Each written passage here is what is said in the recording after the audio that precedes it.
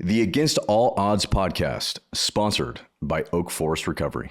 This is the Against All Odds podcast. I'm Hunter. This is Rachel and RJ, and we're here with Holy Gabbana, John Gabbana, also known as Boonk. Yeah, tight. Well, happy to have you here. Yeah. Thanks for coming on, man. Yeah, for sure. Yeah, I was really excited for this.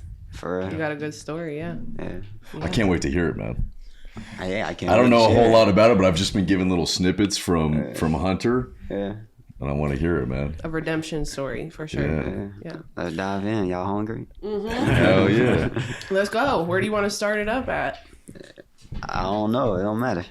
Let's start from the beginning. Why don't you give us a little background on yourself? From Jacksonville, Florida. Okay. I got famous in Miami. I moved to Cali. And, well, I don't know, background story, just like how I was raised. Yeah.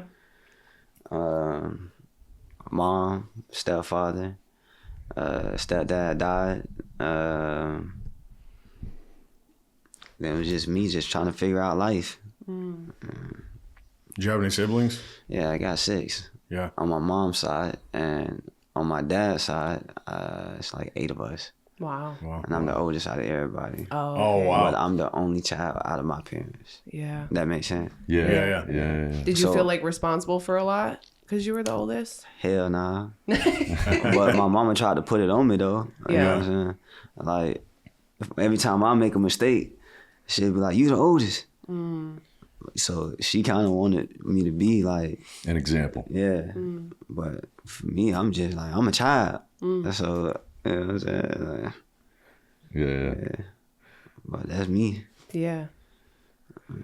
Okay, so growing up, when did you start getting in trouble and being a little mischievous out here? Yeah. Young? How old are you now? 28. 28. Yeah. Yeah. I'd say probably like 14, 15. Yeah. When I started getting in trouble with the law. But inside the crib, I was still like sneaking, stealing cookies out the door. You're just born that way. Yeah. Oh, man. So when did you start creating content? Because, like, dude, I remember your videos from a long time ago. And we were talking last night that people were posting them on Vine. So that had to have been, like, a while ago. 7 years ago. 7 years ago. Yeah. Wow. So when I was 21. Yeah. But I got famous at 20, a little bit before I turned 21. Yeah. So For what? some people they call it comedy, but I was just making videos. I honestly don't know what to label it because What were the videos? What was your first stuff that was going off? I was promoting like criminal activity, like me stealing stuff and me, so the videos, people find the videos funny, that's what I created the videos for them to be funny. But I was still like promoting death. Yeah.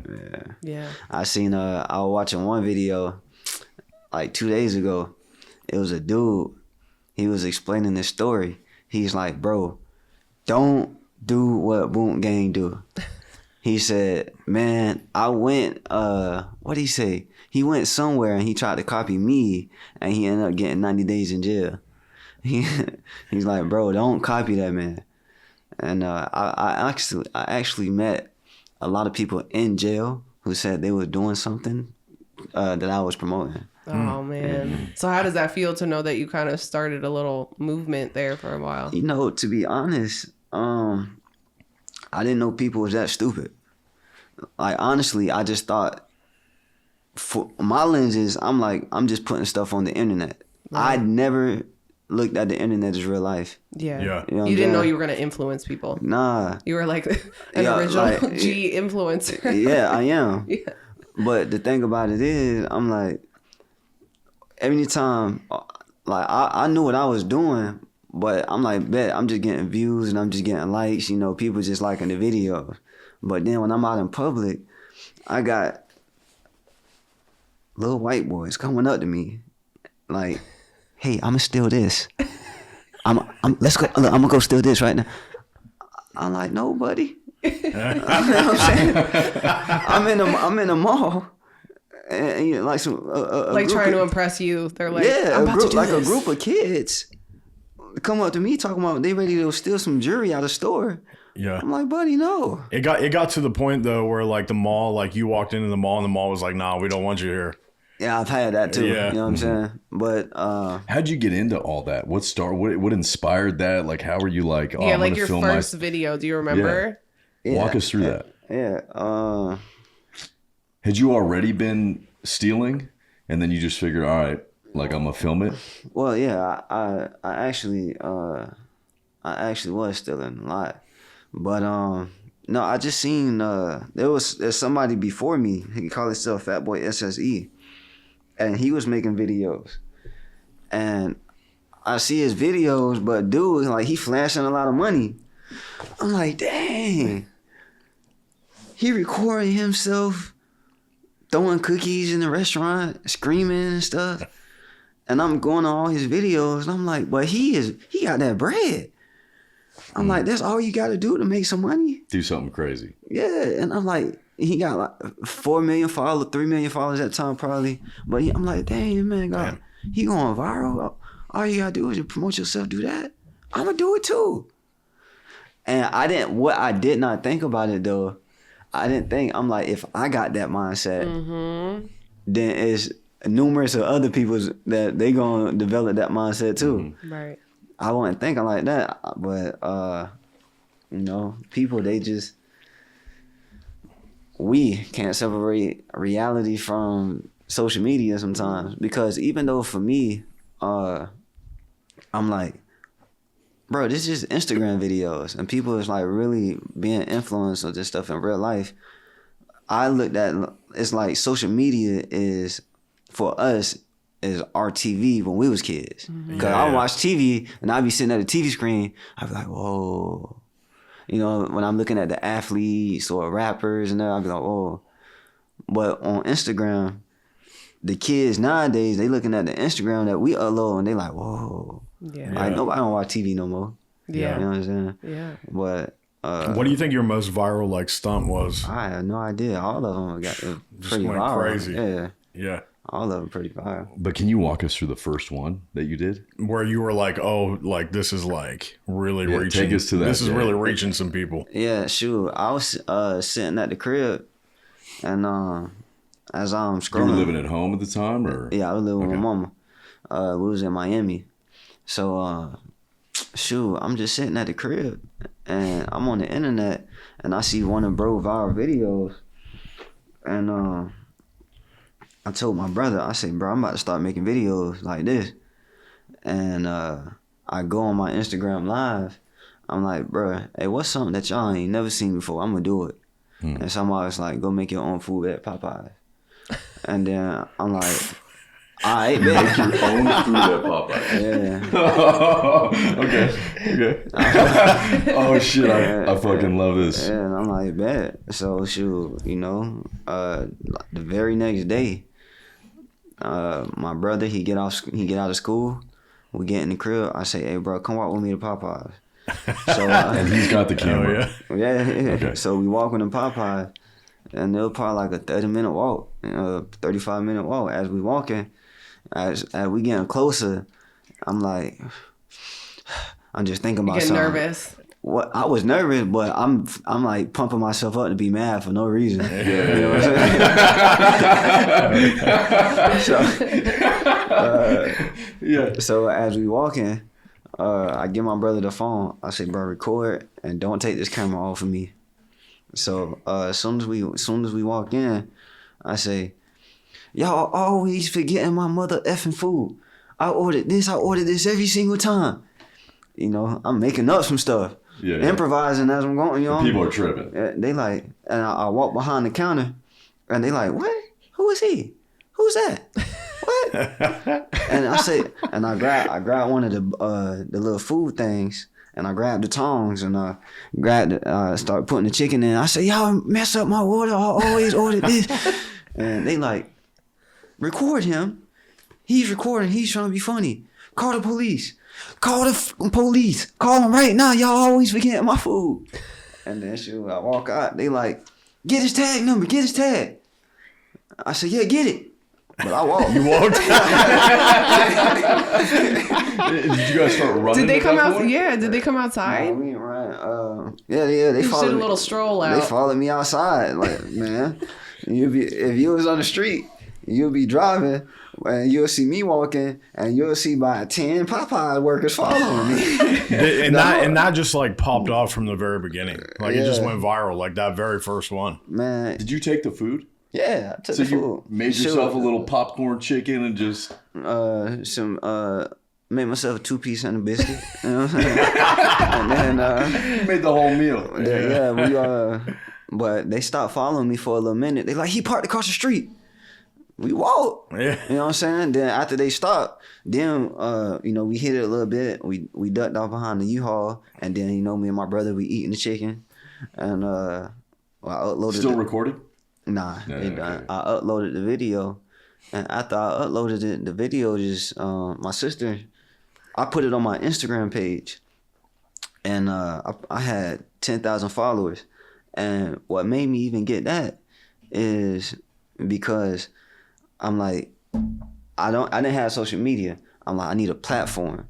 So what I did was I followed 10,000 people till they followed me back. Yeah. And now I got 10,000 followers. You did the follow, unfollow. Yeah. So I built me a following. You know what I'm saying? I just sit here and just do this all day. Yeah, I built me a following. So I posted my video on Instagram. My sister, she like, why you did Popeyes like that? Send me the video.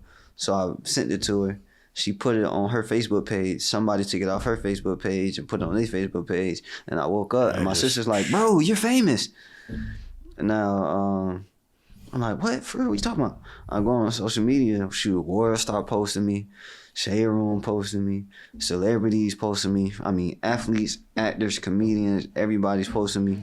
No. And then I'm Did like, they try to charge you for that? yeah, but the thing is, I was a nobody. Nobody don't know who John Hill is. Yeah. Nobody don't know my name. Yeah. Nobody don't know my face. I was a McDonald's worker. Were you tatted out like that Nah. then? Oh no! So you weren't like as noticeable, you know? Nah, I probably had a little fro, Yeah. but I was a McDonald's worker. I was a regular You were dude. low key, yeah. I was a regular Yeah. dude. So nobody had no idea who I was.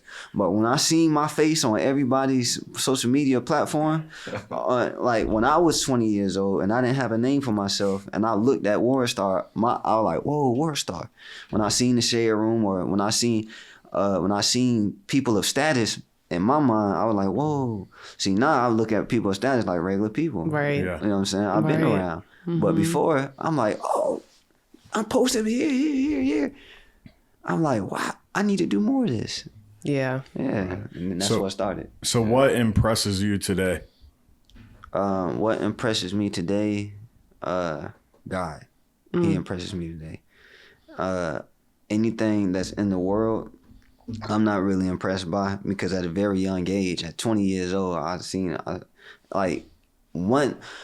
when I seen my face go viral on every social media platform, on all these celebrity pages, I'm like, bro, the thing about it was, I'm like, I see my face and people post me, but they have no idea who I am. Right. I'm like, people need to know who I am. So I started screaming my name in every post. And I just started making sure everybody know who I am. And it didn't take me very long for me to be famous at 21 years old. So at a young age, I seen a lot. And I've been around a lot. So now, it's like it don't mean nothing to me now. Yeah. Yeah.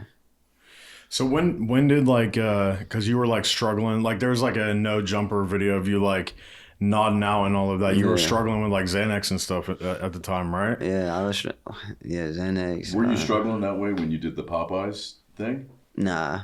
That came later. Yeah. Came with all the fame. Yeah. Yeah. I got to LA. Oh yeah. That'll do it. And That'll you do were it. like taking Xans and just doing what? Because Xans will do that. Yeah. They'll make you steal stuff just Xandemic. normally. You know what I mean? Well, I don't even think the Xans really influenced. Well, not for me to like go steal anything or something, Yeah. but they influenced me in other ways. Yeah. Yeah, but when before I got to LA, I was popping perks, and that was from influencing of people that I met in Miami when I was because after I started blowing up, my mama, she found out and she kicked me out the house. She was like, "You can't stay here while you do all that," and so Stealing and stuff. Yeah. Yeah. I mean, I was stealing before I did that. Yeah, I got. Were the police showing up at all? Were you getting any sort of heat from it? Well, the police showed up one time, and that's when she found out, and that's why she kicked me out. She like, you can't stay here while you doing all that. Mm-hmm. So I still kept making my videos while I'm in the streets of Miami, sleeping in abandoned buildings. Really? Yeah, but I was at a tattoo shop, and there's this rapper, a local rapper in Miami, Jimmy Day, and he brought me in. And first off, when we was at a tattoo shop, he's like, "Hey, you mind playing a role in my music video?" Nah. 20 years old, I see this man, rapper. He got the gun. He got a lot of guns. He got outside. You see Mercedes Benz and all these other cars. All the flashy stuff. You know, and then he got the women. Like, I used to look up to that like type of lifestyle. I'm like, yeah, bro, I got you. After we did the video, I say, listen, I showed him my Instagram. I say, I made content. I say, anytime you need me, anything you need me for, just hit me up. So did he know who you were? Nah, he didn't know yet. Okay. He didn't know who I was. But a little bit after that, you know, he found out I was in jail, and for the theft. Yeah. Okay, got it. For a different establishment, but he found out I was in jail. I was in jail for like 2 weeks, couple weeks, 15 days, and then out of nowhere, it's like I got bonded out. I'm like, who the hell bonded me out? Because I know my mom ain't bonded me out. She happy I'm here. And when I get my papers, I see Jimmy's name. I'm like, dang, hey, what's up? I didn't know him. I met him that one time, but it's been like a month or so, and he bonded me out. I'm like, wow. So I call him. I say, hey, bro, man, thank you for bonding me out. I say, anything you need, I mean, how can I repay you back? He like, bro, just go to court. And I'm like, bet, I got you. He's like, you know, he don't want the money or nothing like that. He just want me to go to court. So he actually take me to court with me. He go to court with me. Yeah. And when we get in the car, he's like, hey, bro, listen, you don't got to throw your life away for making stuff like this, bro. Like, I understand you want to do the content, but just start staging this stuff, bro. I said, okay. And he ended up taking me in. Like, wow. But not exactly after that. But after that, we started hanging out more. And we'll go to like strip clubs and everything. And one of his runners, right-hand man, after the strip club, he had dropped me off into this building. I don't know what you call it, but it's a building that got like a lot of different establishments on the inside. Mm-hmm. You know, like they do hair, studio. Yeah, like a strip mall almost. Something like that. Inside, yeah. Yeah, but it's like a strip mall, but it's not a mall. Inside. It's actually, it's like a building. Mm-hmm. And I was sleeping there. And every time Rick, dang, his name not Rick, start with an R. But bro would drop me off. And he like, bro, why I'm always dropping you off here? Where your house at? And I said, this where I'm at. I'm sleeping in here. He said, why you ain't never tell Jimmy? I said, what you want me to say? You know, I said, this is what I got to do. He said, nah, bro, we can't have you sleeping in there, bro. He said, man, I'm going to talk to Jimmy and see if we can, you know, we can take you in the crib. I'm like, all right, bet. I got a text from Jimmy the next day. Jimmy was like, man, you should have talked to me. I'm like, shoot, I ain't know. And he's like, yeah, bro, I got a spot for you. He said, I want to manage you though. I said, all right, cool. So since then, like a lot of my videos where I got the phone, the dog, I got a lot of stuff. Shoot, I use Jimmy helped me. I thought of the ideas, and you know, but Jimmy, he really helped me along my early stages. Like blow up, like producing it and all of that stuff, and getting it out there. Yeah. So what happened was, you know, like a time, Jimmy, he was like, you need a new phone. He say, if you gonna be making this content, you need the best phone, probably like the iPhone 10 or something like that around that time. So as we making as he getting us new phones, I say, hey, it'd be a great time to make a video. I talk to the Verizon people. I say, hey, listen, I make videos, so what I do is I act like I'm stealing stuff, and then I say, you mind playing a role? He say, what you want me to do? I say, so just act normal. Sell me the phones, and then I'm gonna run with it. And he's like, that's a smarter way to do it. Yeah. And he's like, yeah, I got you. So I did that. Wow. Jimmy, he had a Rolex. I say, bruh, where you get that Rolex from? He say, I got it from here. I say, you mind if I take it and we'll make a video with it? He like, do your thing. I went to where Jimmy purchased a watch at. I say, hey, I make videos. I act like I'm stealing stuff. No way. You mind selling me? Act like you selling me this? And they like, yeah. Like a lot of people, they didn't have a problem with it. Yeah. They're like, yeah. Happy to be a part of it. Yeah. Because they're gonna get some like traction off of it as well. Right. Yeah. How many Brand followers promotion. How many followers did you have at the time? Before I got my Instagram, this is my third Instagram page, but my very first account was nearly at 5 million followers. Wow. Yeah. Wow. I think I've seen videos from the God Behind Bars. That's like an actual like platform, isn't it? It's like a separate platform. Yeah. I've seen their videos before. I'm pretty sure. I'm wearing one of these shirts right now. Yeah, that's tight. Yeah. And what happened? They shut that account down, or? Yes, but You not. would get banned for what? Like criminal activity or whatever? I was slinging my meat on there. Yep. What was I? I think I was like 22 years old. Yeah. Yeah, I think I was 22. Around this time, I got a little bit of money, and I was just like, I was trying to figure out how to transition myself from making videos, because I never wanted to really continue making videos, but I used that as an outlet to get famous. Yeah. Get the traction. Yeah. Get all the followers. I just never knew how to transition it into something else. So, I'm bored. I got a group of girls in the hotel. I say, why not record myself? And then post it on my Instagram. So I posted on my Instagram like going up. And I'm like, wow. Like my story alone got like 10 million views. It's like up there, 20 million, 10 to 20 million views, something like that. Yeah. And I'm like, dang, like people like, and like, I'm like, I'm gonna do it again. Shoot. The next day, I'm drinking with some more girls. And I record myself, I post it again.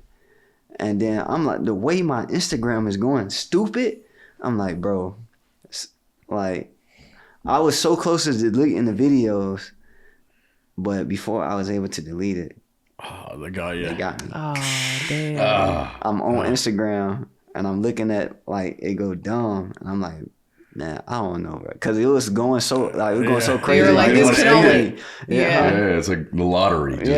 Like the way it was going, like that joint was scaring me. So I'm like, I might need to delete this.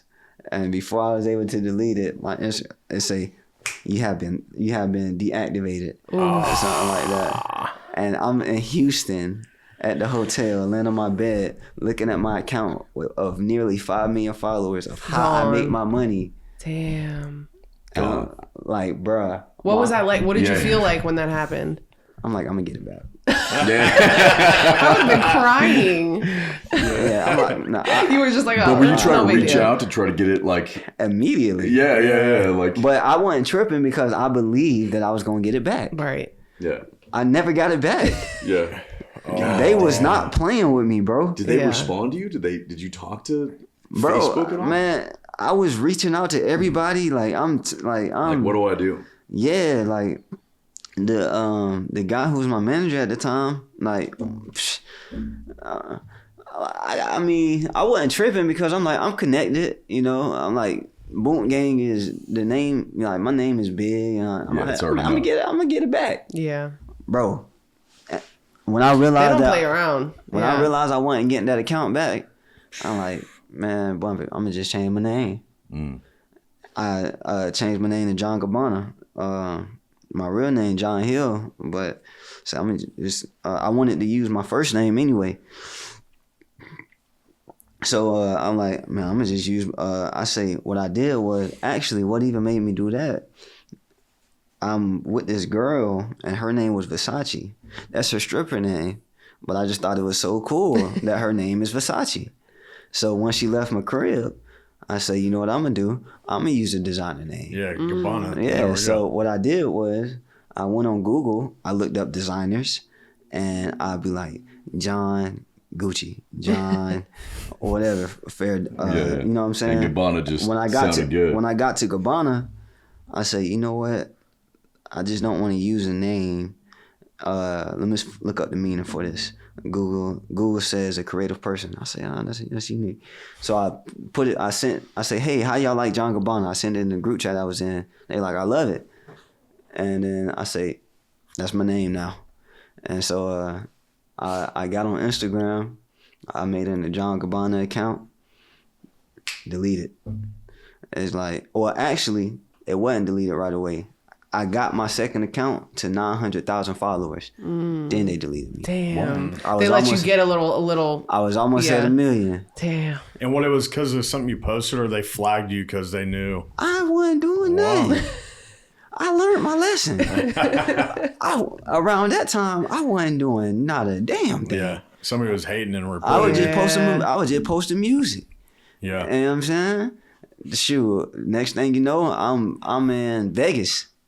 I'm driving. I'm on my Instagram. Next thing you know, it says your account has been deactivated. I'm like, what the fuck did I do? Yeah. Y'all still tripping about this? Shoot, I made another account. It was Sir Gabbana.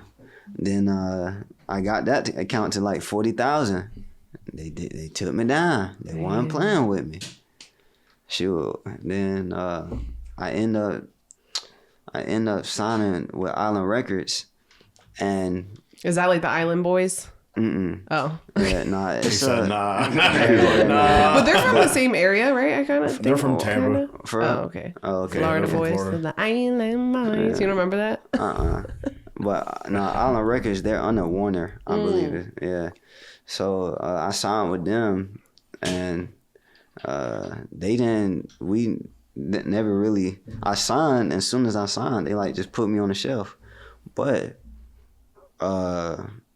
they had Instagram connections, social media connections, and I made a new account. And I remember one of the ladies, she was like, man, they was about to take you down again, but we talked to them and they let you keep it up. So this is like my fourth account, and it's yeah. Did you ever figure out why they were taking you down? Hell yeah. Just from that original? Yeah. They were just yeah, you're done for life. Yeah, they didn't want me back on their platform. Yeah. So they weren't just deactivating the account. They were deactivating me. You. Yeah. And then once they'd figure out that you had made a new account, that's when it would get pulled. Yeah. And so how did we get to Holy Gabbana? How did you change your life? So on the No Jumper, that clip of you on there went pretty viral. Was that like after seeing that, did you kind of have like a No? You were still in it for a minute? But actually, that was intentional, the way I pulled up to No Jumper. Okay. Let's go through that. I wanna hear that. But the thing about it is, it's like, man, I needed some better people around me, because I'm sitting here sharing these crazy behind ideas, and they're like, okay, yeah, that's a good idea. Yeah. Like, it's not a good idea. It's not a good idea at all. Yeah. But it was a good idea if you were doing it and they weren't. Yeah. So what was the intention behind it? You were like, I'm gonna get real messed up and then go on the show and just be crazy. So it could go viral. Yeah. Yeah. Okay. Like I got famous. I got famous at 20 years old. My brain's not even fully developed yet. Right. So the way I got famous was being reckless, stealing stuff, and just doing whatever I wanted to do. So at 21, 22 years old, I'm thinking like I need to keep doing stuff like that no matter what it is. To keep it up. Yeah, to keep it. So I'm like, okay, I have an interview. I'm going to go to the interview wasted, and it's going to go viral. Now, if I'd had some mature friends around me and some people who cared about me, I'm like, bro, that's not a good idea. No, because I didn't drive myself to the interview. I was drunk, you know. But people let me, they go, and then it just, you know, I end up hitting my face, but it just, Wait, Walker, I haven't seen it. What happened at this No Jumper interview? I was messed up. Yeah. Yeah, I was messed up. And then Did you make it through the whole interview?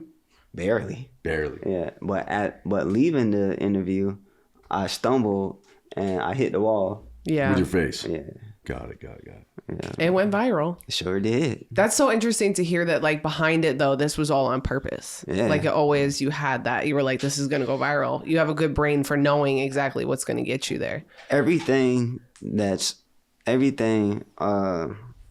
out there of me that's on video, just about, is intentional. Yeah. Just because I wanted to go viral. Yeah. Yeah. So all of the talk after that about, like, because there was a lot of videos saying that you were, like, in heavy addiction and, like, all of this. So it was kind of beefed up after that clip? Or was that in reality were you heavily abusing substances anyways? That's, yeah. Okay, so that was real. Yeah, Okay. real. Yeah, and what's so crazy is I remember the first time I popped this in, I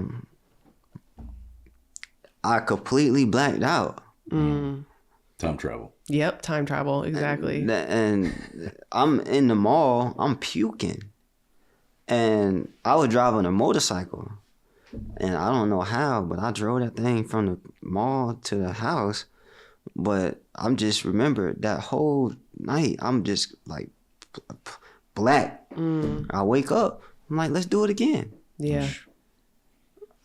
I don't know. I don't know how I developed that mindset to experience like something like that. And I'm like, let's do it again. Yeah. And that was out here. Yeah, man. So I end up like, bro, I'd be on like 4 or 5 Xanny bars walking around. Yeah.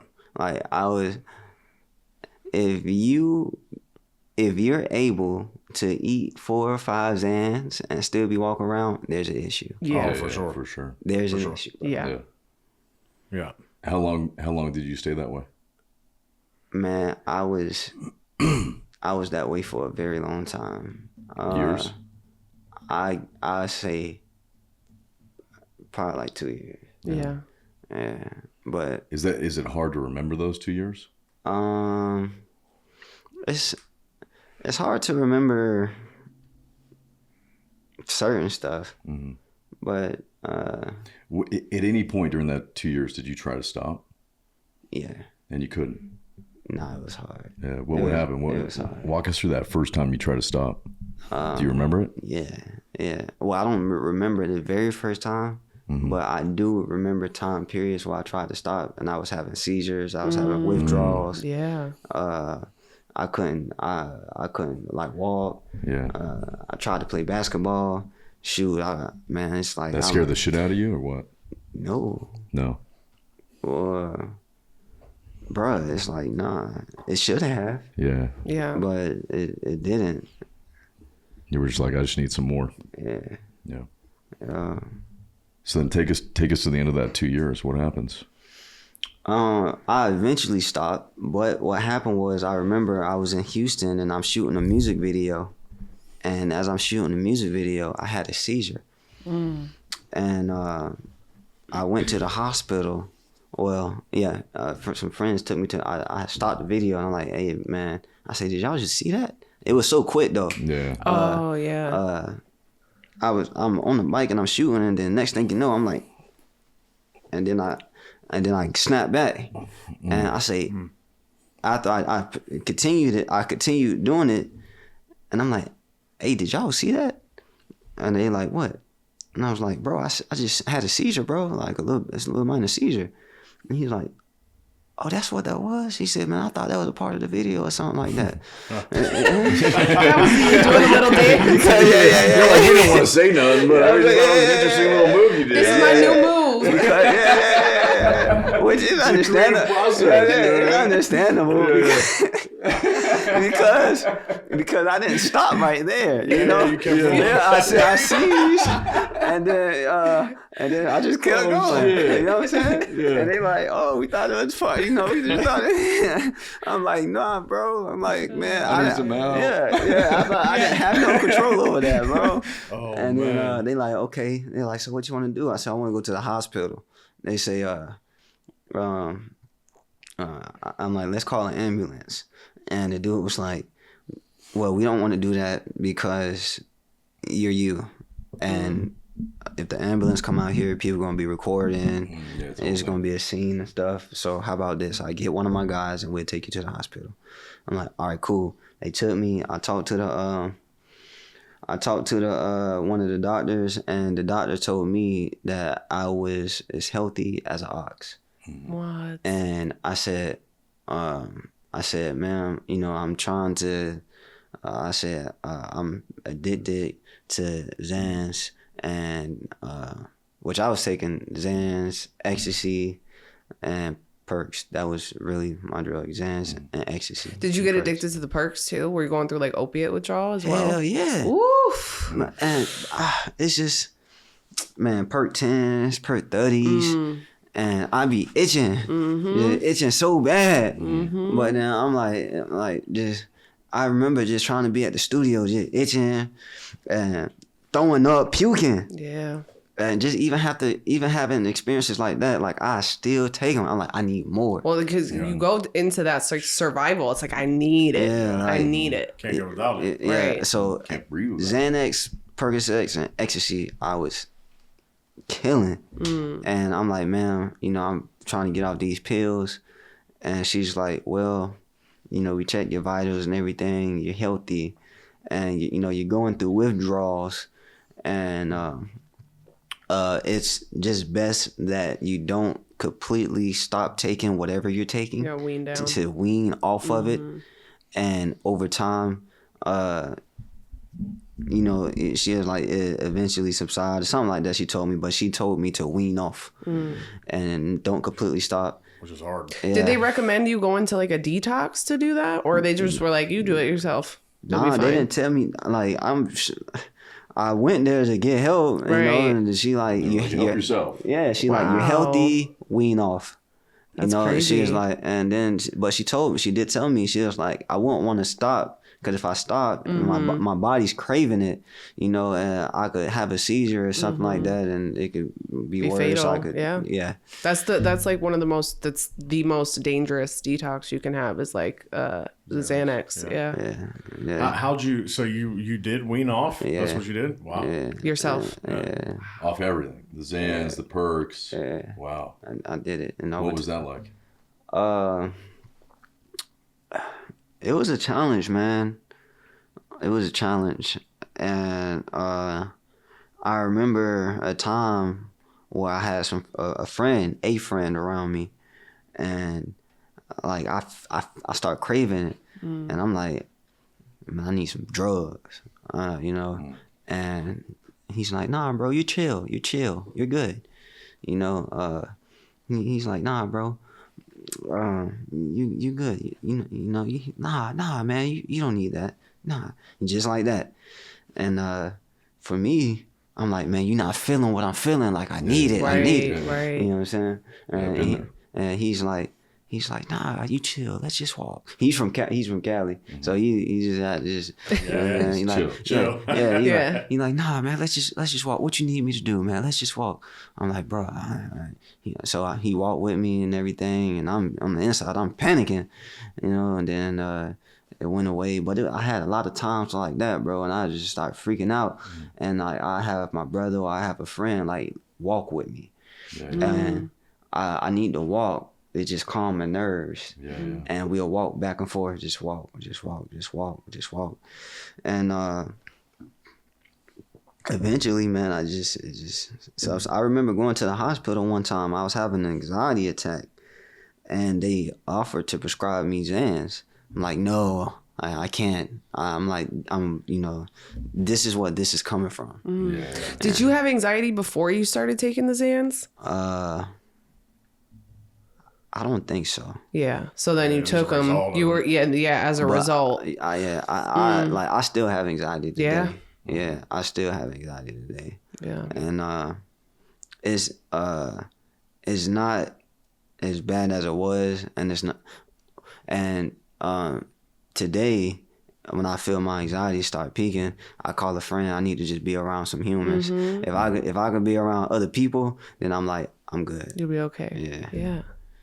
Okay, so how did we get to Holy Gabbana? Where does that come in? So you got off the Xans, you did that. Where did you did you believe in God beforehand? It's complicated. Yeah. Yeah. Walk us through You that. want to get complication. into what that looks like? Yeah. So my mom, she taught me to believe in Jesus as a kid. But the way she taught it to me, it was you influenced me to drink my water. The way she taught it was as in like she would use it as a scare factor. And maybe not been her intention, but that's just what happened. Like a punishing God kind of thing? Something like that. She'll just be like, Jesus don't like that. believe in Jesus or hell. Got it. Okay. So, it may not been her intention to teach God in a scareful way, but shoot, me, I'm like, shoot, I don't want to go to hell. But so as a kid, she taught to me that as a kid. So as a kid, I believed. But as I grew up, as I got older, I wasn't a fan of the Christian faith. I didn't understand it. For me, it's like, I'm not a fan of religion. I'm just like, bro, it's just a group of people following some rules, dog. Like, who want to live like that?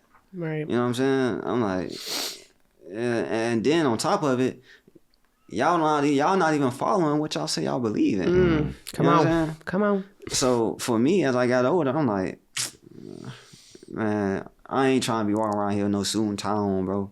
I ain't trying to just be following certain rules and just live my life a certain way. And then, but to answer your question about God, I just didn't know, but a seed was planted in me to believe in Jesus. It's just going through life, and as I'm getting older and, trying to lean on my own understanding of things, I wouldn't say there isn't I wouldn't have said there isn't a God. I'd just be like, I don't know. Yeah. But I was in jail, and when I was in jail, What were you in jail for? hit and run, possession of guns, and possession of narcotics. So what happened was, bro, how I even got to jail was crazy. But I remember I was waking up off a high. Now, it was so crazy, bro. It's like I mixed Xanax and Molly. Like That'll do it. Bro, you've done that before? Yeah. Bro, I mixed I've mixed just about everything. Yeah, like, you can mix. Yeah, me too. Mix it all together, Yeah, I mixed Xanax and Molly, bro. And it's so crazy because it's a upper and a downer, but how it made me feel was like, whoa. Like, I crushed up and the Molly was rocks. It was like a pure form of Molly. Crushed it up, crushed the Xanax, and I put it in a drink, and I mix it. And I just drink it. Oh, put Jolly Ranchers in there. And I just drank it like that. And I'd be like having the greatest conversation with my wall. Bro, like literally, bro. And I woke up. And I have my producer and I got a girl. And I get in my car I'm not high, but I must have been a little drowsy from it, waking up off of high. And I remember just pressing the gas. And as soon as I press the gas, I lose control of the car. I guess the traction control wasn't on, because like immediately that car just started swaying. Bang, bang. I'm going on each side of the road, hitting every car, just bang, bang, bang. Were you trying to hit the brakes or no? You were just trying to get it together? I was trying to gain control. Yeah. I don't even know how I lost control. You know what I'm saying? Like I was like imagining like a video game, you know? Yeah. You're just like in it. Just boom. Yeah, man. Like I immediately lose control. As soon as I press the gas, I'm trying to get control, and then finally I get control. Like in real life, I just hit probably 5-6 cars. Damn. I know some people woke up pissed. Yeah. Mm-hmm. You know what I'm saying? Shoot, I see the engine smoking. I look at the car, and it's a Maserati. I got the Maserati from my plug, who was who was selling me drugs. Mm. And she sold me drugs, guns, cars. And I'm like, I look at the car, because my car was in the shop.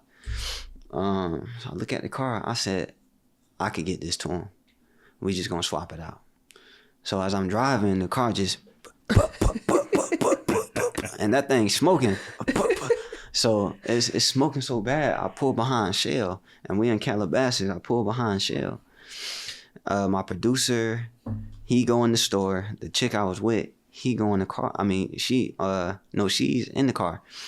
Next thing I know, dog, like 16 police officers come swooping up. Woo woo! Withdraw their guns. Put your hands up. My producer walk out the store. He come to me, which I don't know why he did that, because if it was me, Yeah. I'd have get walk the street. You know what I mean? I'm just here buying water. Yeah, you know what I'm saying? Like, I'd have looked. I just would have kept walking. Yeah. But he came over, and he like, you with him? I'm like, yeah. So, well, this is what I assume.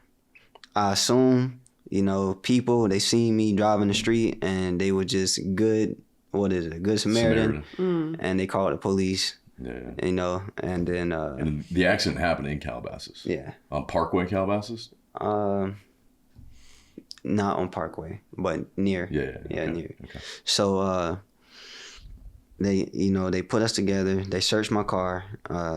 I got a gun with the serial number scratched off, and the police like, hey, we found the gun in the car. Who gun is this? And I'm like, I don't know. My producer's like, I don't know. The girl, she like, they like, all right, listen, somebody need to take this gun. Yeah. So this is what I'm gonna do. I'm gonna put y'all in the back of the car. They put us in the back of the squad car. They said, hey, listen, I'm gonna give y'all a little minute to figure this out. When I leave, I need a name. My producer, he looked at me. He was like, what you want to do, bro? You want me to take it? Yeah. Thank you. Yeah. Absolutely. Yeah. Holy shit. Yeah. So the police come back, and then it's like, so what's up? My producer, he's like, it's mine, sir. So they put the gun charge on him. They put the hit and run on me. Now, we in jail. I bond out. I bond my dude out. I get out before him. So as soon as I get home, man, this social media, bro. Crazy. I get on Instagram, and I'm like, man, free my dog. He just took my gun charge. In those exact You said words. this? Oh my god. Free my dog. So the police like got him. So like 2 weeks later, the police come knocking at the door. Bang, bang, bang, bang, bang, bang. And are you still using at this point? Yeah, absolutely. Yeah. So you're still strung out. Yeah, This is his Dan and Molly so this was little like mix. so this was earlier before I stopped. Okay, got it. So this was early before I stopped. Yeah, this story is definitely not told in chronological order at all. Yeah, no, That's you're okay. good. You're good. We like to jump back and forth. For sure. All right, so they come knocking on your door. They knocking on my door. LAPD, open up. And where are you living at the time? Calabasas. Calabasas. Yeah. Where in Calabasas? It was actually some apartments. It's Las Virgenes, Malibu Canyon, probably it may be. Is it at the end of the road, very end. at the very end? It's So if I believe where Calabasas Parkway, the Shell, what they got? The Shell, they got Yeah, Taco Bell. Taco Bell. They got a liquor store. They got it's another gas station across the street. I forget, but down that road, it's like the first apartments to the right. Oh, I know what you're talking about. He used to live right by there. lived right there too. For real? Yeah, You guys yeah. were probably neighbors. Yeah. What year was this? 2018. Okay. Yeah. Yeah, so I stayed in there for a little minute. That's when Alex and I lived there. Yeah. Okay, so you put the story on your Instagram. You're Yeah. like, I'm literally guilty. Come get me, Yeah. basically. And then what? I might as well said that. LAPD, open up. I'm in the bed. I was like, oh, get up. I start. Moving shit around. Yeah. Hide the shit. Shoot, I take the clips out the guns, and I had some big guns. I take the clips out, and I didn't know to do that, but that saved my ass. So I take it out. I put the clip in one area, put the gun in another area, and then I've actually jumped out the window and ran from the police numerous of times. So I tried to do it this time. You know what I'm saying? Shoot, Oh my God. I was doing stuff like that when I was 16 years old. Mm-hmm. You know, so shoot, that what I was used to run. I'm used to running from the police. Shoot, I actually try to, after I do all that, I'm moving so quick. I go in my bathroom and I got something in the way of the window, and so I couldn't jump out, and I'm trying to move, and they open up, we gonna give you the, we gonna knock down this door. So I'm like, I can't get out the window. I got stuff in, I got people in the crib. I'm like, dang. All right, so cool. I open up the door. John Hill. I said, yeah, that's me. We have a search warrant for your arrest, and a warrant for your arrest, a search warrant, something like that. Both. They cuff me. They cuff everybody else in the crib. They flip everything. Yeah. They flip everything.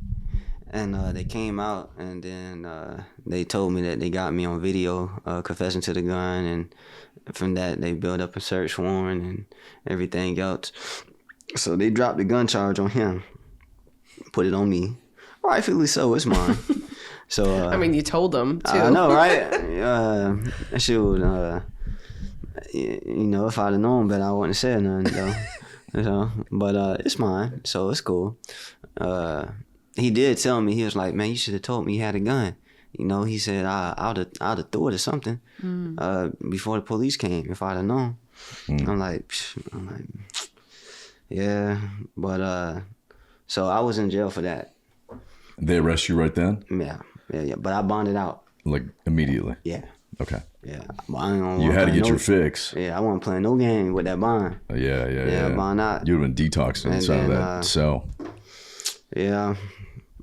So I came back, and I was on trial for probably like 8-9 months, and I got sentenced 5 months county time. And during that time period, my cellmate, he asked me if I believed in Jesus. And I said, yeah, I believe in Jesus. Is it during the trial that's when you weaned off? Yeah. Okay. Yeah, but I don't, let me see, when I got out of jail, because when I got out of jail, yeah, I wasn't doing drugs like that. Yeah. I was probably just drinking and, it was doing all that time. Yeah. So then you go in, you got a cellmate. Actually, when I went in, I didn't have a cellmate. When I went in, I went through processing. All the inmates, they like, oh, we locked up with Boonk gang. Oh. And COs, they like, who's that? Who? So they put me in solitary confinement. Oh my God. Damn. And Because you were known. yeah, I ain't do a damn thing. So Where were you at?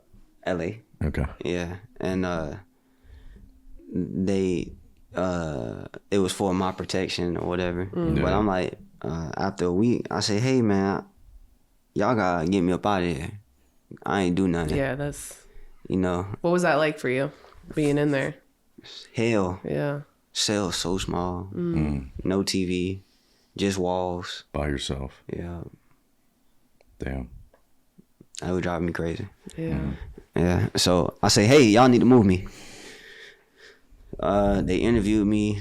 They moved me. Then I had a cellmate. As soon as I walk in, he's like, you on the top bunk. Actually, when I walked in, he just looked me up and down.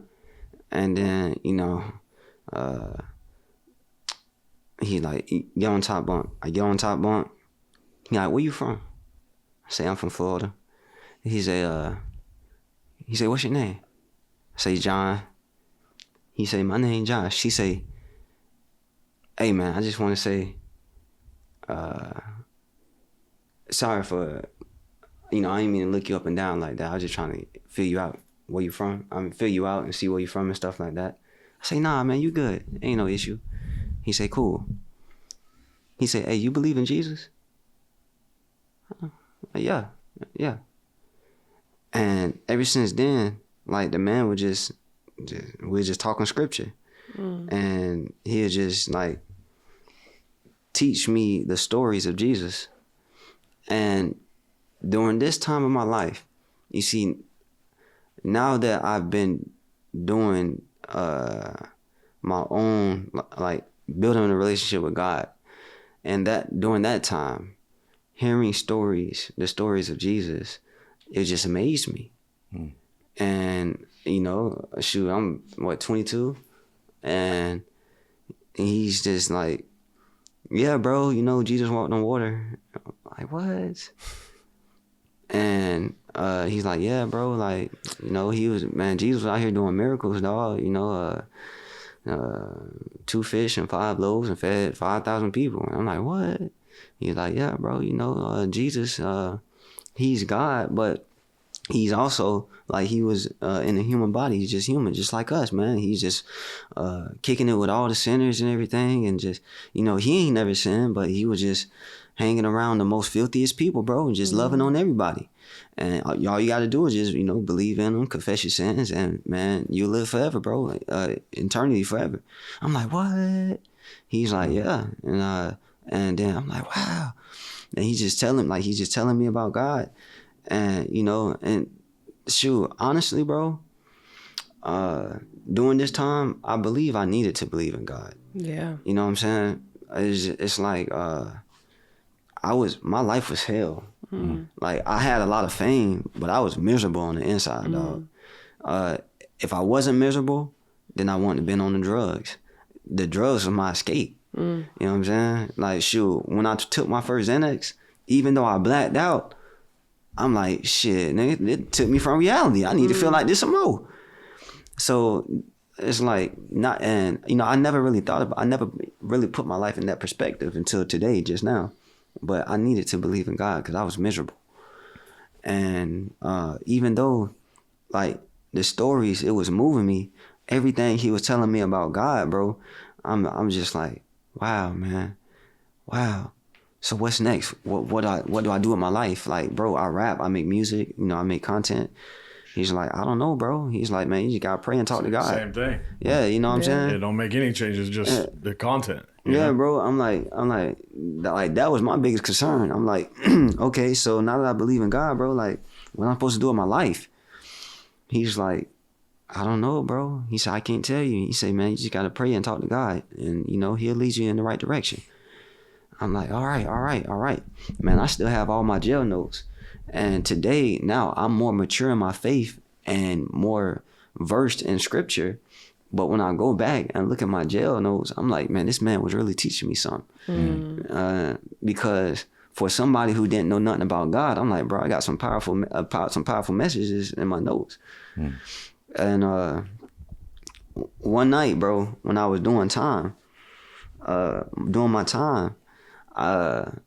like, okay, so since I can't rap about drugs and chicks and, you know, stuff like that no more, and I'm gonna just write something about Jesus. And I ain't know how to do it, but I started with Jesus loves you, for he died on the cross for our sins. He's always with you from beginning to the end. And I just started with that. And I'm singing, I'm humming, I'm singing that, the same exact words, I'm singing it. And I could remember, I just laid down on my blanket and I started crying. And I felt, it's like, bruh, it's like, now, today, and my word now is, I say presence. But it was like it was just like a touch, like it's just something just rested on me. And I really can't explain it. The best way I could put it in words was a touch. But I immediately stopped crying. I didn't feel no type of sadness. I felt joyful. And it was so weird. It was strange. And for me, I just laid there and I just knew to like embrace the moment, to enjoy the moment. I just like mentally just knew that. My crying ceased. I was laughing.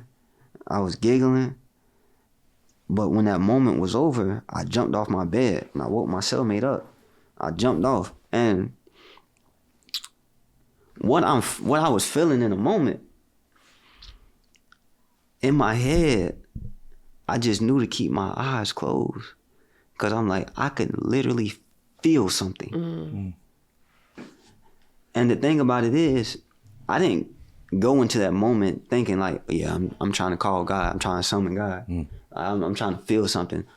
I've never, like, for me, when I used to think about God, like, I used to think about God and I used to be like, I can't even ask God for money. I can't, like, certain things, I'm like, nah, I can't do that with God.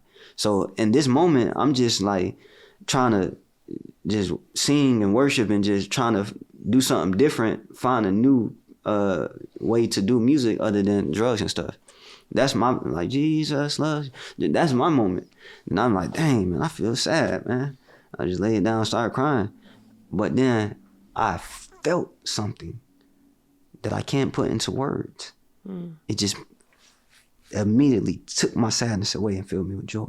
And I knew to keep my eyes closed, because whatever I feel is so real that I know if I open my eyes, I'm not going to see nothing. And it's two people in the cell.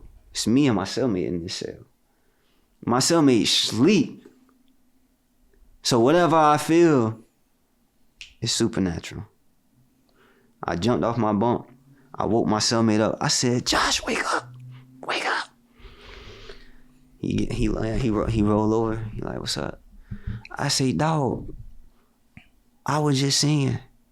I was just singing. I was singing to Jesus. I say, bro, I started crying, bro. I say, look at my face. I was trying to show him my tears because I didn't want to think I was lying. I say, bro, I was just crying. But something came over me, Josh, and just took my sadness away, dog. He get up. He's sitting on the bunk just like this. He say, Boonk, that was the Holy Spirit. You just had an encounter with the Holy Spirit. I say, what? Josh, what? I'm like, bro, sing with me, bro. But, man, like, that moment, it planted a seed in me. I didn't just get out and become your favorite preacher. But I never forgot about that moment. When I finally did get out of jail, so I wasn't Holy Gabbana yet. I was John Gabbana. When I got out of jail, what I didn't know was to surround myself around other Bible-believing Christians. Surround myself around people who believe in the same thing that I do. I didn't know that. I started hanging around same old friends, living the same old life. I was different. I was sober. I was still drinking, but I wasn't on pills. But still chasing out the woman. But what I've experienced in jail ain't never leave my mind. I end up getting into the New Age religion. And what made me get to that, because I began a point in my life where I ain't had no money, but I got a lot of fame. And I'm like, man, I don't know what I'm doing with my money, but something need to change. So I get on Google, how to save money. Google like, let me teach you how to manifest money. And I'm like, manifestation, what's this? The deeper I got into manifestation, which manifestation is true, you can manifest demons. You can manifest stuff. But what I've learned is that the world take the principles of the Bible, they take what the Bible teach and they make their own thing. Like all this stuff goes back to the Bible. And I ain't know nothing about that. My knowledge now comes from actually intentionally seeking that stuff, seeking God. But then, I'm thinking about life. I'm not thinking nothing about spirituality. I'm not thinking about none of that. I'm trying to save my money. That's what I'm thinking about. Google tell me about how to manifest. So I'm like, cool. Talking about the meditation. So I'd be outside practicing meditation, humming on the air, and be outside in the park, just like that. I'm becoming my higher self. Just like that, outside at the park. I am abundant. You know what I'm saying? Yeah, successful. yeah. That's what I was doing. So shoot, the deeper I got, then they talk about rituals. I'm like, rituals? I'm like, well, that's a little bit freaky. What kind of rituals are we talking about? Shoot, that's what I'm saying. They talking about rituals. I say, well, I don't think I'm there yet. And then I remember leaving the studio one time, and I get into an Uber, and the lady, she started talking about the universe, and that's what they teach. They teach the universe, and they say what I was following in the New Age religion. They teach God is actually the energy waves in the universe that we call God. So God is actually the universe, and they teach that Jesus is not an actual being, but the Son, the S-U-N Son, which is I'm just looking at this stuff, and I'm like, well, I had an encounter in jail. My cellmate said it was God. And I say, hey, I go to my uncle. I say, hey, man, they teaching God is the universe. And, bruh, it's like if you don't know anything, what they teach, it actually sounds like truth. Like if you don't know nothing, what they teach, because it makes sense, what they say. If you don't know anything else, what they say will sound like it's right. So I say, man, they say God is the universe, and Jesus is not real. And he say, well, my aunt, he don't believe in God, but he like, hey man, that's what they say, man, and he leaned more in that direction. I'm like, well, damn, this might be right. And I'm like, well, I do feel a little bit spiritual, when I go meditate, but I'm like, on the back of my mind, I always thought about what I experienced in jail. So my faith in God, I'm thinking, okay, God's the universe. But in reality, let's use our brains. The universe is created. The universe ain't created itself. The universe is created. Somebody created the universe. The universe ain't nothing don't create life. Life creates life. The universe was created. It's like, but my mind wasn't on this. I'm like, okay, the universe is God. Okay. My faith in actual Jesus being a human just like us. See, before, when I thought of Jesus, I used to think of like some religious figure. And I couldn't see Jesus as us just sitting down talking. But in reality, That's exactly who he was. Just like how we sitting down talking, drinking, eating, Jesus would be sitting right here. It's like we have even atheists, they like, yeah, Jesus was an actual human being. I don't know if he's God, but he's an actual man who's walked the earth. And but so before, I'm like, okay, my faith in Jesus of being God was this. I've followed the New Age religion for months. But my intention was to learn how to save money. And I end up learning about manifestation and God being the universe and stuff like that.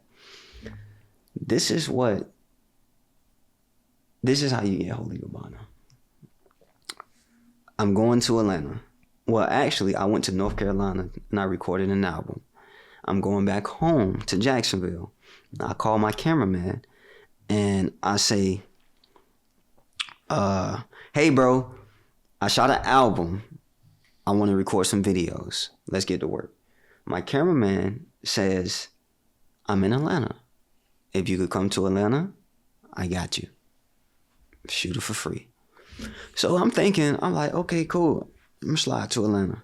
I'm thinking like, what girl do I know in Atlanta? I'm trying to get with some girls. I needed somewhere to stay.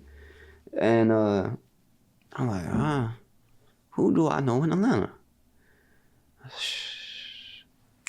Call my friend. I say, bro, do y'all know that song Wobble Baby, Wobble Baby? Mm-hmm. It's a song, yeah, it's an older song. I call him, I say, bro, hey, do you mind if I could stay at your crib for a few days? My cameraman is in Atlanta and I need to shoot these videos and I need somewhere to go. Just for a few days. He say, I'm gonna think about it. Let me think about it and I get back to you. I say, all right. A few days later, he say, come on, I'll buy you a ticket. I say, I'll buy my own ticket. I just need somewhere to kick it for a few days. He say, all right, when you buy your ticket, let me know when you get to the airport, I'll pick you up. I say, I bet. So, going to Atlanta, man, I ain't thinking about God. I'm not thinking about God, bro. I'm thinking about some music videos. I'm thinking about getting my name back right. Thinking about getting some money. That's what I'm thinking about. When I went to jail, I wasn't thinking about God, bro. I'm thinking about, getting my dog on Instagram back. You know, I'm thinking about what I'm going to do career-wise, you know, because I was trying to transition from making videos, content videos, to doing something, using my name somehow. I'm like, man, I don't know what to do. That's what I'm thinking about. But going to jail, my cellmate ended up pouring God into me. Going to Atlanta, and this it's probably like a year. Let me see, I got out 2019. Yeah, so this is probably like a year and expand from when I had that experience in jail to this. Going to Atlanta, 30 picked me up. Victor is his name. 30 is his nickname. He just called himself, but he picks me up. As soon as I get in the car, I say, what's up, man? He say, what's up, Johnny? My name's not Johnny. This man just called me Johnny for some reason. He's like, what's up, Johnny? I say, man, what's up, man? I say, what Nero? That's his brother, Nero. I say, man, what's up, man? What Nero at? He say, Nero? Why you ask about Nero? I say, what you talking about? I know both of y'all. He say, oh, yeah, you do. He say, well, Nero, he got shot and he died. And my heart dropped. I say, what? What'd you say? He said, yeah. He got shot and he died. Now, I met this man and his family out here in Cali, and I've known him for years. Like, he let me stay at his apartment when I lost my apartment because they ended up kicking me out after I got arrested. And after that hit and run, well, not even after they hit and run. Yes. No, not after they hit and run. After the police came and raided my crib, I had a letter on my front door. They said, I can't stay out there no more. You know, and he gave me his spot. He had two houses. Well, two spots. He had a house in Atlanta and he had the apartment here in Canoga Park. So I went from Calabasas and I went to Canoga Park because him. You know, like I know him, we played hoops together. You know, we hung out. He recorded my videos. We traveled together, and up to this point, I ain't seen him in a minute. But like we have a relationship. Mm-hmm. So he say his brother just got shot. I'm like, what? What are you talking about? How? He say, well, he was involved in a drug deal that went bad, and he ended up getting shot, and he was pronounced dead, but he's at the house, and he'll tell you everything. I say, he's at the house? I say, what are you talking about?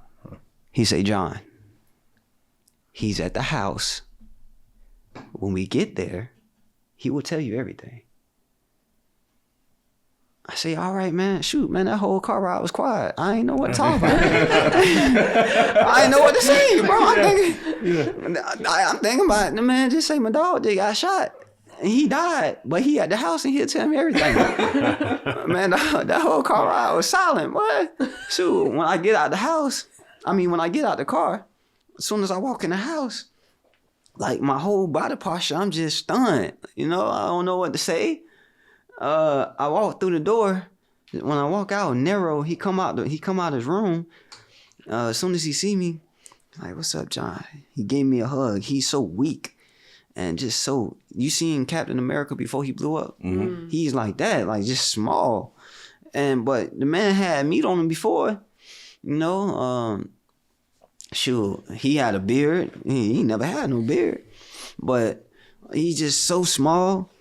And he had his shirt. I give him a hug. I say, Nero, are you okay? I give him a hug. He say, yeah, man. He say, I'm good. And I say, man, what happened?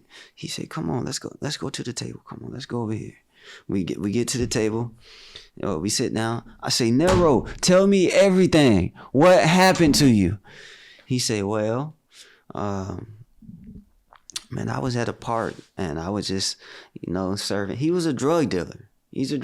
Was a drug dealer. And like that was all my friends back then. Mm-hmm. You know, drug dealers and content creators and rappers, you know, mm-hmm. just but he's like, well, you know, I was serving this chick, and as we sitting in the car, she get on the phone and she's just like, I got somebody, she talked, and then when she got the phone, she's like, hey, I got somebody else who want to buy something from you. And he's like, bet, call him, bring him through, bet. So when she get out the car, as soon as she get out the car, that dude come and shoot my dog car up. Just shoot him. Just shoot the car up. And, you know, he gets shot a couple times, and he immediately just drive off. And he say,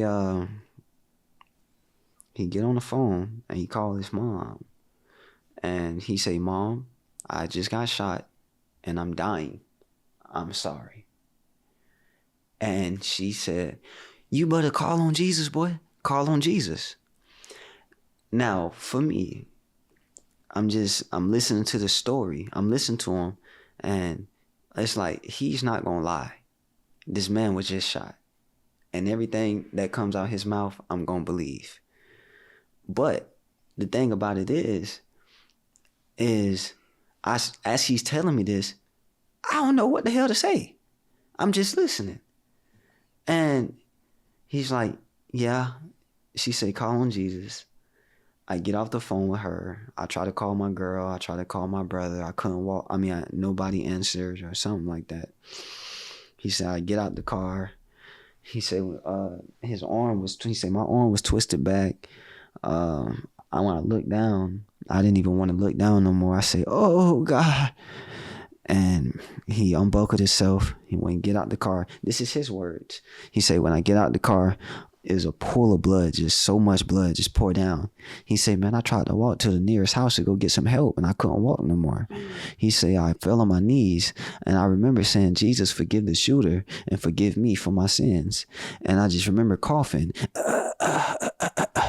And then I just remember, he said, I was coughing, and I remember going down. And he said, I woke up. And he didn't even wake up. He said the transition, his transition is just like out of his body. He just got up. He said, bro, I got up. And it's just so many people just loving on me. I'm looking at this man while he telling me this story. I'm on the table as he's telling me this. I'm like, he's like, yeah, bro. He's like, everybody's just loving on me. And I look around and I see so many mansions. He said, I see so many mansions. And he said, I don't even know if I could call them mansions. They was just so big. They was like castles. I say, you was in heaven? He said, I don't know, man. I don't know what to call it. It's just people. I say, did you see God? You see Jesus? He said, nah, man. He said, I remember falling on my knees and everybody just loving on me and they welcomed me as if they already knew who I was. I say, what did they look like? He said, I don't know if I could call them people. And they was just like figures or I don't know. He said, I don't know what I experienced. I don't know. I say, was you walking around? He say, I don't know if I could say I was walking around. It's just like I was moving. Then he went to share that talking about some strawberries and something. And I'm like, he talking about the smell or something. And I'm just asking him so many questions. And he shared what he could. But ultimately, he didn't even know what he experienced. He's just like, I want to go back. I say, what you mean? He say, John, wherever I was, man, he said, bro, I just want to go back. He said, when I woke up in my body, dog, I was so depressed to be back here. I said, what are you talking about? He said, I want to go back to where I was. It's just so much love. Whatever I was experiencing, it was love. And I want to be back. I say, look me in my eyes. You rather be there than to be here? He say, bro, I got a wife. I got a son. I wouldn't lie to you. I'd rather be where I was than to be right here on this earth. I say, Nero, Jesus is real?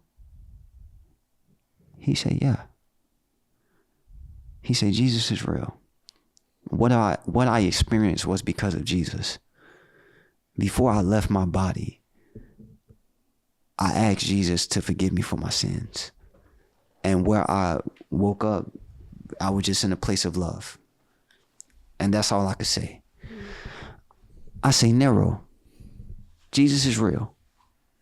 He said, yeah. I'm thinking about everything. I barely believed in Jesus because I was following the New Age religion for so long.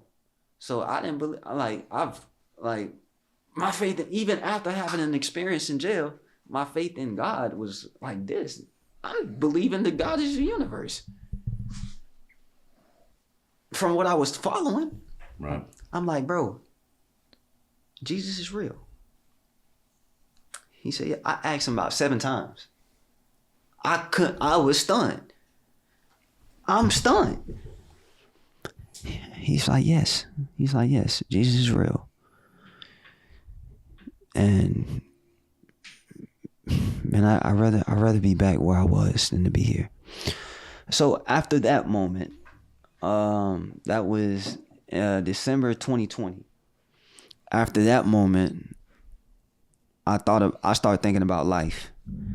So for me, there was too much evidence in front of my face. I have somebody who I know. Now, we just met. So if you told me that story, it probably wouldn't hit as hard as But you knew him before. You know what I'm saying? Yeah. So you telling me that story. The old him had died. That's what I'm saying. And this was a new him. Completely. Yeah. The man, he's just so soft spoken, but it was just so much evidence because I see him shot. I saw his wounds, see how small he was, no meat on his bones, cast on, you know.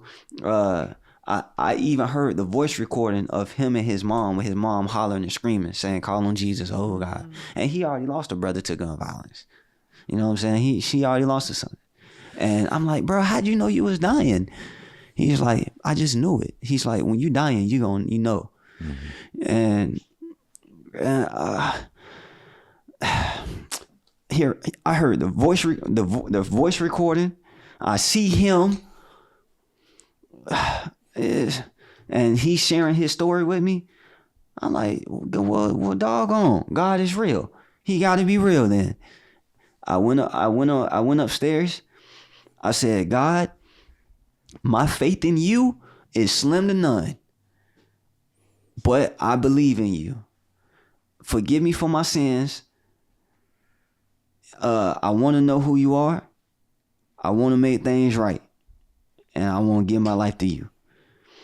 So, you know, I said that, and like I just chilled. After that moment, I chilled at their house for probably like a few weeks. I only intended to stay for a few days, but I stayed for like 2-3 weeks, and we were just hanging around. And I wanted to be around Nero. Like I wanted to know like what he experienced. And I'm like, bro, we got to share this. Like everybody need to hear this. Like more people need to hear this. And I'm like, bro, I shared on my YouTube account. You know, I put it on my social media, bro. Like more people need to hear that God is real. My friend just experienced death, but he asked God to forgive him for his sins, and whatever he experienced, he couldn't even tell me. He said, bro, I don't even want to look at other videos and people testimonies because I don't want to mix their stories up with mine. I just want to raw deal like this. I'm like, bro, more people need to know. Like however I can help, I want to help. So shoot, I kick it with him, and from that moment on, I just began seeking God, bro, because I put in perspective my own life. I OD'd a few times. You know what I'm saying? Like, but it was so sad because I didn't care about myself. You feel me? Like if I just knew I was gonna die off drugs. I just knew. And like I knew something was going, like I shot myself from being so high. You know what I'm saying? Like I was jumped in the gang and went trying to go buy some more drugs, and they end up breaking my jaw and jumping me. You know what I'm saying? It's like I was just like I put myself in so many situations where I could have died, and if I'd have died without God, I'd have been in hell. I got my friend here saying that he asked God to forgive him as he was dying, and when he rose from his body, he was in a place that he'd rather be than be here amongst us. So having my friend say that, I'm like, you know what? I want to get right with God, because if I do die, I want to experience what he experienced. If he said that he called on Jesus before he died, was pronounced dead, and they like, he was like, his story, what he was sharing with me, he's like, yeah, bro, he's like, when I woke up into my body, all the doctors, they ran out the hospital. I mean, like they ran out of his room because they were scared. Like they couldn't believe that he was back. Like, yeah, they couldn't believe it, that they were scared to be around him because they thought he was dead. And he's like, man, I laid on the hospital bed, like and moaning, like crying out, and somebody finally came in and helped me. And he was like, somebody finally came in and was like, man, what you need? I'm gonna help you. And he was like, what spooked him out, because when he woke up into his body, he had a different name tag on his wrist.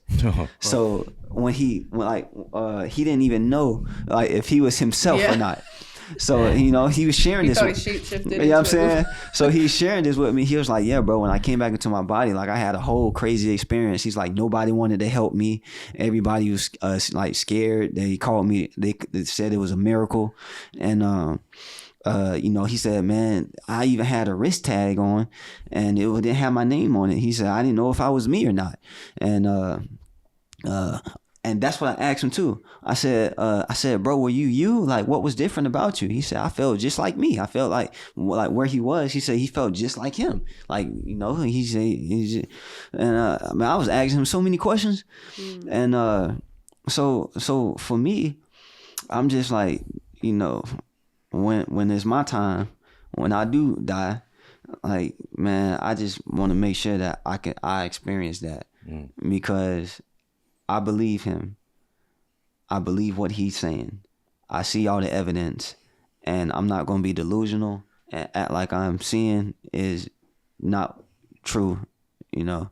And so from then on, man, I just been seeking God, bro. Like God had to take me through a lot though for me to break down some of my views of him, because even though I believed how I saw God, it was still messed up. How I seen people, it was still messed up. You know, I was hurt. I was hurt from God. I was hurt from people. So even though I was now a believer and I believed in God, how I saw life, people, and him, it was still messed up. So I had to go through a lot of unlearning and unearthing things so I could see God in the right perspective and see people in the right perspective and see myself in the right perspective.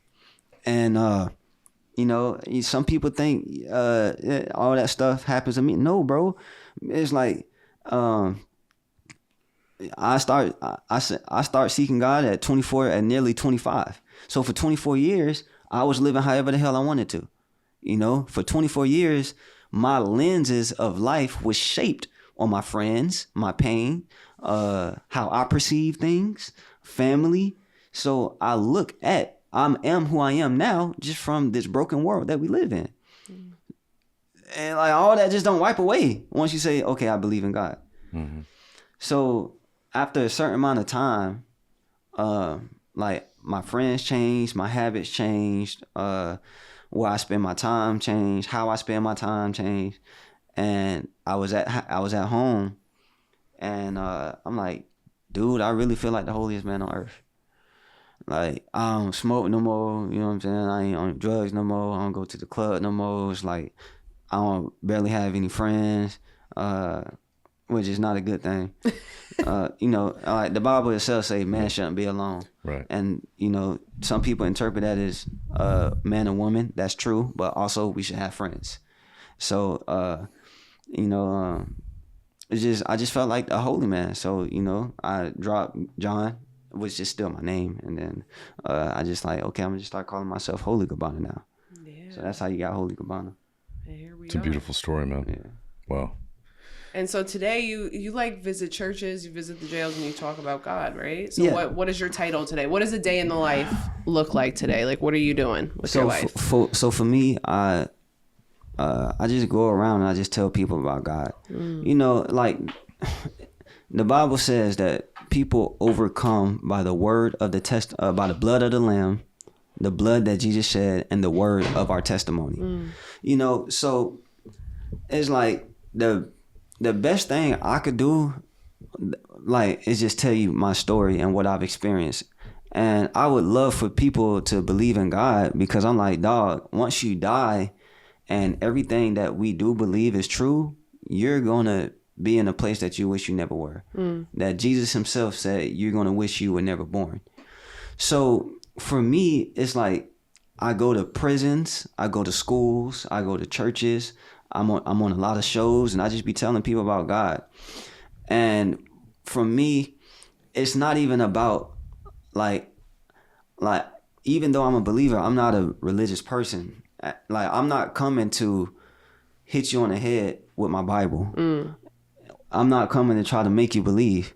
I don't even care to argue with you about God being real or not. Like, I don't. When I first became a believer and I gave my life to God, I used to argue with people. I don't do that. I don't do that no more. Yeah. You know, the best thing I could do is share with you what I've experienced and live out the Bible myself, and you make your own decision. Because the reality is, God, he don't even force none of us to believe. So, you know, we either choose to believe or we don't. What made me believe is everything that I've experienced in my life that aligned with God, where God showed himself not only in my life, but in the life of people, of someone that I know. So I'm like, now I just go around and just, you know, tell people about God. Like, hey, bro, you know, I'm still working on like my evangelist tools, you know, how to talk with God about people. But just for now, it's just me just traveling around and just sharing my story. Yeah. You know, before I used to think like God was just sitting in heaven and he was unjust, but he's fair. It's like now that I've actually been doing a lot of seeking, I trust that God is a fair God, that he's not just in heaven and waiting on me to mess up. He's not, just some scary. Well, he's just as much as scary as he is loving. God is whole in every single thing, but it's like now my lenses of God is so completely different, and I try to give people that same perspective because I know how it is to have just a screwed up lenses of God. So, you know, my heart is really to try to show God's true identity. A lot of people, which I've experienced, they choose not to believe in God because the people who claim to be of God misrepresent him. So they be That's like, so true. you know what? If you are a believer and you say you believe in God and you act like this, you're so mean, you're so nasty, you do this, then God must be the same way. But that's not true. So if I have a company that I run and my workers who work for me misrepresent my company, that doesn't mean that's my character. Right. You know, that you can't put. I got turned off from religion and Jesus and Christianity a lot from people like that. That's what I'm saying. But I think exactly what you're saying is like nobody can represent like God as a whole. Yeah. Right? People are just trying to do the best that they can. Some people think certain things and they go a little extreme with it, and they maybe that's what they believe that God is aligned with, but it's not. And I guess they'll figure it out one day. But those type of people, to me, and to like a lot of other people that I've seen and experienced myself, can definitely turn people away from God when they see people like that, which is unfortunate. But I think that being open-minded and realizing like that's not what God is, it's a good mindset. I almost feel like it's like, you know, and I don't know how you feel about this. It's like God shows up in these miracles, right? Like they can't be manufactured, right? Like some of your darkest points brought you to moments where God showed up in a way that could not be manufactured or made. And you know, some of my darkest moments, it actually even humbled me to be receptive to God. Right. Made you open enough. Yes. But what's interesting is that you were open enough and there was like an agent of God. Yeah. That's wild. I mean, that's like those are some miracles. Yeah. It's incredible. What would you say to somebody that's struggling with God? Honestly, you know, we all struggle with God. I even struggle with God to today. Yeah. You know, sometimes my walk with God feels more like a wrestle with God. You know, and I mean, that's the truth, bro. Yeah. It's like, but the thing is, God, he ain't tripping on that. He's not. Honestly, he's not. Yeah. Because what I realize is, I'm like, this is how I see God.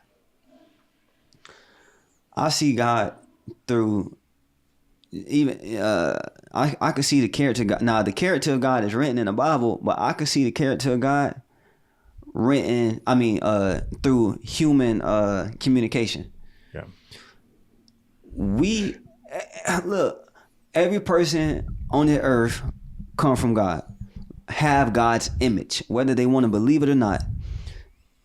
Listen, bro, I didn't just be like John Hill come into existence. One day I woke up and I'm like, oh shoot, where am I? What's this? One day I'm like, what's this? Oh, I'm alive. This is life, you know? But so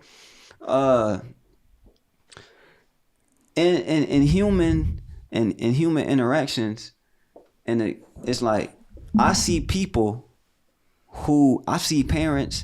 who are so chill with their children. They so chill, they don't care about nothing. Well, I'm not care about nothing. It's just they just they're chill. relaxed. Yeah. How they deal with their children. I see people who it mean to hell with their children, but I take the good aspects of what I see through human interactions, and I be like, you know what? If they can act like this, then God is 10 times greater. Because, like I just mentioned, that how we all have the imago Dei, the image of God. God say, make man in our image. So our personalities, the personalities that we have, we like to laugh, we like to crack jokes, you know. Shoot, I might be like, man, I'm hungry, and you might be like, you can have it. You want some pizza? Fix me some pizza or something. That's kindness. I'm like, if you could show kindness, then God got to be able to show kindness, because you ain't just developed that kindness yourself. That kindness came from somewhere. Yeah. So when I see people loving, when I see people kind, when I see people funny, I'm like, bro, like, you funny. You just make me laugh. I see that in God, because it's so much personality in this world. So I'm like, okay. So to answer your question, it's like, don't beat yourself up. Because me, I was in prison, San Quentin, San Francisco, and this dude was telling me how he's struggling with God, how he come from this, how he did that, how he did this. And I was so understanding with him. And I'm like, bro, I'm not even upset that you had to do that. I understand. You developed that mindset at a young age from the people you was around. I'm like, bro, don't beat yourself up, bro. And he crying, like, upset with God. And I'm like, and he like, yeah. And I said, now check this out. You see how I'm not even upset with you, and I'm telling you to relax? I'm so understanding of your situation. God is even more understanding.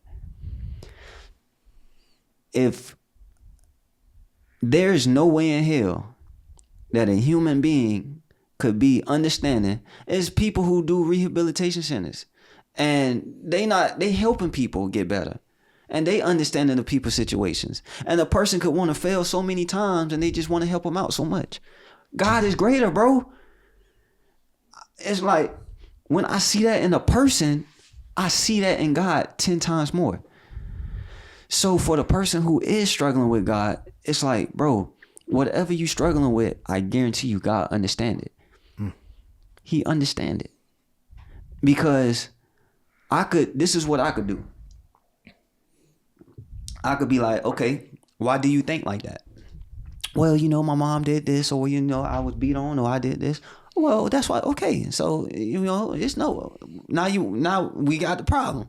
You was abused or this, or like, when you find out why people think the way they think, it's like, okay, now it's understandable. Now here's a better way. Simple as that. So I mean, if you're struggling with God, bro, it's okay. And I shared with them. I said my walk with God. I said I still struggle with God. My walk with God sometimes feel like a wrestle with God. You know what I'm saying? I still struggle today. And it's fair, because sometimes I want my own way, but God, He not gonna let me have my own way. But you've got faith. Yeah, and that's what faith. It comes down to. So it's trusting that God knows best. Yeah. Right. I want my own way, but I'm just gonna trust that God knows best. Yeah. And God understands that. So I have a child. I have a little boy. My son, he may feel however he want to feel. He may be upset with me. I'm not going to tell you, I still love him. He could feel however he want to feel. But what's gonna make his day more comfortable, getting through his day, is just trusting that I'm doing what I'm doing for his good.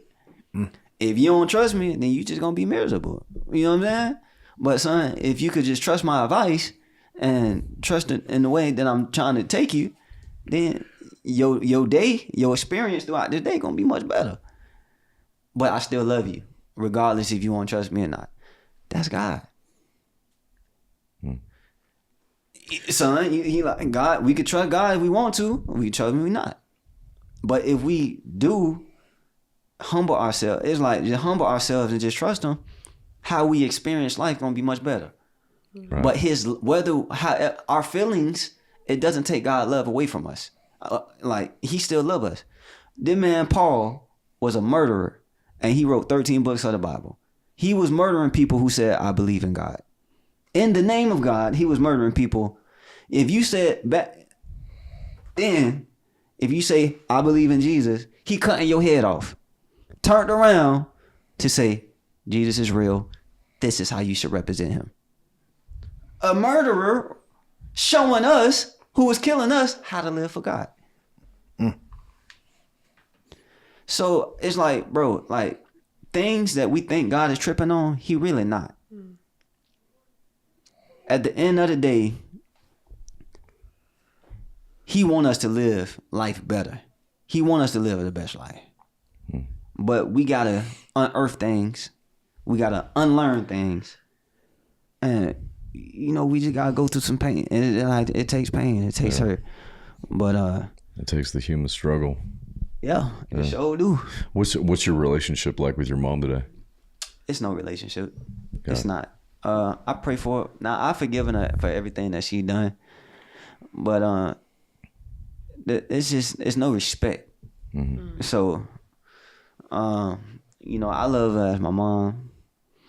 And I never really liked my mom. But just as a person, I never really liked her. But as my mom, cool. I love her. And if God made a situation happen where he's like, all right, make things right with your mom, I'll do so. Mm-hmm. Just because I believe, I know that would be the right thing to do. And I believe God will want me to. So if my mom came back around and tried to talk to me about this or that, it might take me a little minute or to conjure up the words, but I'll make it right. Mm-hmm. But as of now, it's no relationship because there's no respect. Mm-hmm. How old's your son? 6. That's awesome. Yeah. What's his name? Kai. Kai? Yeah. That's cool. Love that. Love that. Hunter. Yeah, your question. You always ask. This is a great question. This is our final question. Again. The Hunter special.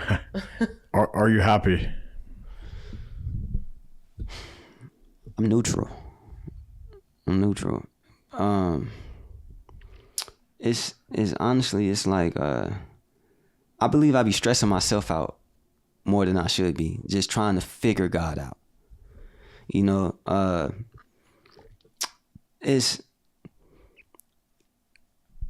I have joyous moments. I have moments where I experience joy. But overall, I would just say it's like I'm in the middle. I'm not unhappy, but I'm not the happiest. And it's just because I'm trying to figure things out that I probably shouldn't worry about. So I know that much. I'm most likely doing it to myself. Yeah.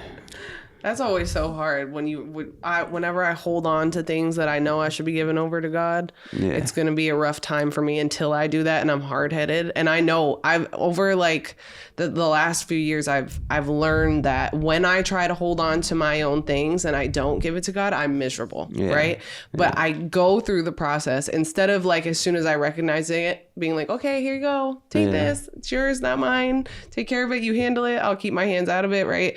I will still go to the point where I like am forced to the point where I get miserable enough where I'm like, okay, you got it. Yeah. Which is crazy.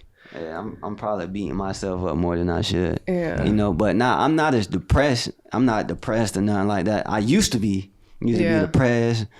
sad all the time and stuff like that. But I just be chilling now. I'm neutral. So what's coming next? What are you up to, and what's coming next? So I'll be at a conference in North Carolina next weekend. After North Carolina, I'll be. What are you doing in life though? Like, what's next in life? Oh, like, in where are you life? going? Yeah. Oh shoot. I don't know, man. I don't know. Well, I know I do have. Of course, I got new music coming out. I got a documentary coming out. I got a short film with CBN coming out. So I just been reaching out, trying to make a lot of kingdom connections, people with other believers, like organizations who've been